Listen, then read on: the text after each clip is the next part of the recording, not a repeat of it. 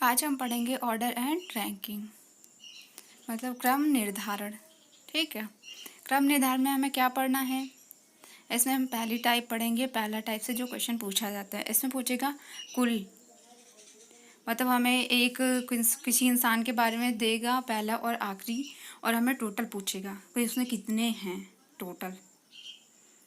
तो उसके लिए हमें एक फॉर्मूला यूज़ करना पड़ेगा, जो कि हमारा फॉर्मूला दिख रहा है। कुल बराबर, मतलब कुल संख्या जो है उसके बराबर क्या है? एक जगह से स्थान प्लस दूसरे जगह से स्थान -1, मतलब total equal position from one and plus position from other and -1। और इसमें क्या पूछेगा? बाएं, जब हम बोलेगा कोई क्वेश्चन बाएं से, उसके साथ क्या करेगा? दाएं लगाएगा।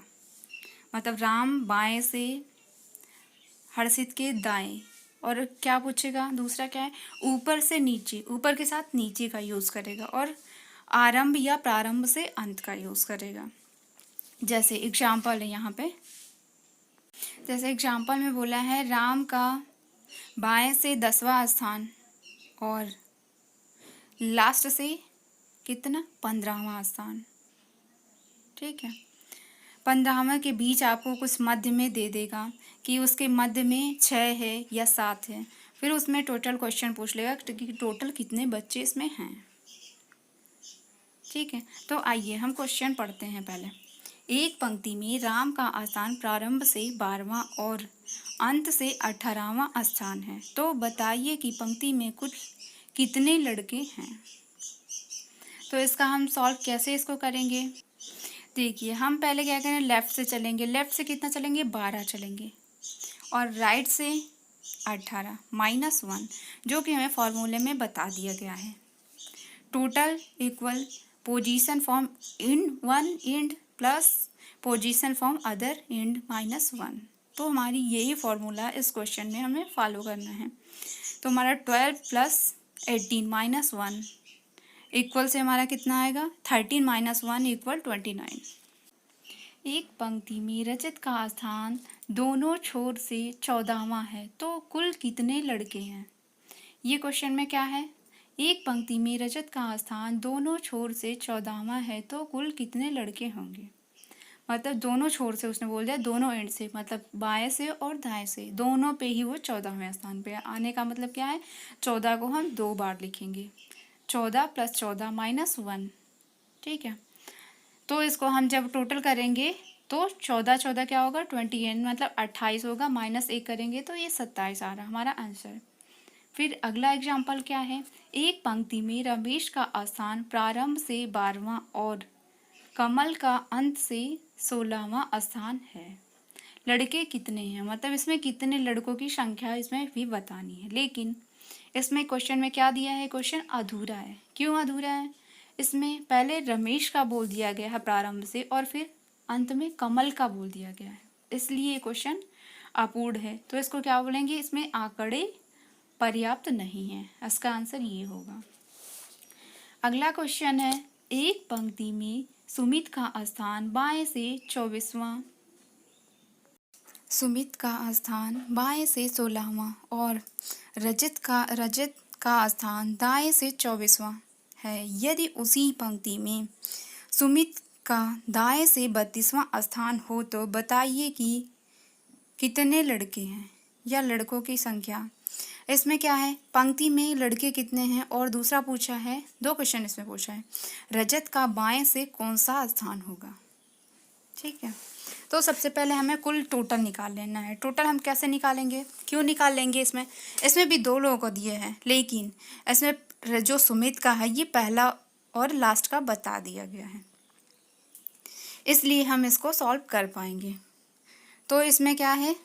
सुमित का 16वां है बाएं से। ठीक है, और दाएं से क्या है? सुमित का 32 है। तो 16 + 32 -1, ये हमने फॉर्मूला पहले ही पढ़ लिया है, पहला और अंतिम -1।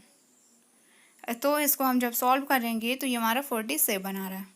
और दूसरा क्वेश्चन जो पूछा है, रजत का बाएं से कौन सा स्थान होगा, तो इसके लिए हमें फॉर्मूला होगा कुल बराबर रजत का बाएं का योग प्लस दाएं का योग -1। अब हमें रजत का भी मिल जाएगा। क्यों? रजत का हमें बाएं का निकालने, दाएं का इसमें दिया है, बाएं का हम x मानेंगे। क्यों मानेंगे x? क्योंकि टोटल हमने निकाल लिया है। टोटल की जगह पे हम 47 रखेंगे इक्वल रजत का बाएं का स्थान जो है x लिखेंगे और प्लस 24 माइनस 1 कर रहे हैं हम। तो हमें सॉल्व करने पे 24 आ रहा है, यानी 24 इसका आंसर आ रहा है। अब नेक्स्ट क्वेश्चन हमारा आता है, एक कक्षा में उत्तीर्ण विद्यार्थियों की सूची में कमल का स्थान बाएं से 20 और नीचे से 11 स्थान है। यदि 8 विद्यार्थी अनुत्तीर्ण हैं तो 10 विद्यार्थी अनुपस्थित हैं, तो बताइए कि उस कक्षा में कुल कितने विद्यार्थी हैं। सबसे पहले हमें क्या निकालना है? कुल उत्तीर्ण। उत्तीर्ण क्यों निकालेंगे? क्योंकि उत्तीर्ण की सूची में हमारा कौन आ रहा है? कमल। कमल आ रहा है ना, तो इसीलिए हमें कमल का निकाल लेना है। कमल का निकालेंगे तो 20 पूछा है, मतलब बोला है इसमें बाएं से 20 और नीचे से 11, तो 20 प्लस 11 माइनस 1 बराबर कितना हो रहा है हमारा? 31 माइनस 1 मतलब 30। अब दूसरा हमें क्वेश्चन जो पूछा है तो अगला हम टोटल निकालेंगे। अब अभी तो हमने पास वालों की निकाली है ना, कितने पास हुए उत्तीर्ण हैं। अब हमें कुल निकाल लेने हैं कितने थे उसमें। तो पहले हम उत्तीर्ण निकालेंगे, फिर उत्तीर्ण, अनुत्तीर्ण और अनुपस्थित तीनों को जोड़ लेंगे। उत्तीर्ण जो है हमारी पास वाले छात्र वो 30 हैं, जो अनुत्तीर्ण हैं मतलब पास नहीं है वो फेल हैं वो 8 हैं, और जो हमारे अनुपस्थित हैं जो उनकी प्रेजेंट नहीं थे एग्ज़ाम में या कक्षा में उनका क्या है 10 है। तो हमारा टोटल क्या होगा 49। अब अगला एग्जाम्पल है, एक कक्षा में उत्तीर्ण विद्यार्थियों की सूची में मोहन का प्रारंभ से स्थान 14वां और अंत से 26वां स्थान है और 10 विद्यार्थी अनुत्तीर्ण और 12 विद्यार्थी अनुपस्थित थे। तो बताइए कि कक्षा में कुल कितने विद्यार्थी हैं। फिर इसमें भी हमें क्या निकालना है? पहले उत्तीर्ण, कितने उत्तीर्ण इसमें हैं। तो मोहन का दिया है 14वां और पहला 14 और अंत से 26, तो 14 प्लस 26 माइनस 1 ये हमने पहले ही टॉपिक में ही पढ़ रखा है कि फॉर्मूला होता है प्रारंभ और अंत माइनस 1। तो ये सॉल्व करने पे हमें 39 प्राप्त हो रहा है। अब हम तीनों को एक में जोड़ लेंगे तो हमारा कुल निकल आ जाएगा। कैसे निकल रहा है? उत्तीर्ण प्लस अनुत्तीर्ण और प्लस अनुपस्थित, मतलब 39 प्लस 10 प्लस 12 हमें इसमें प्राप्त हो रहा 61। हमारा आंसर क्या है? 61। अब सेकंड क्या आता है हमारा?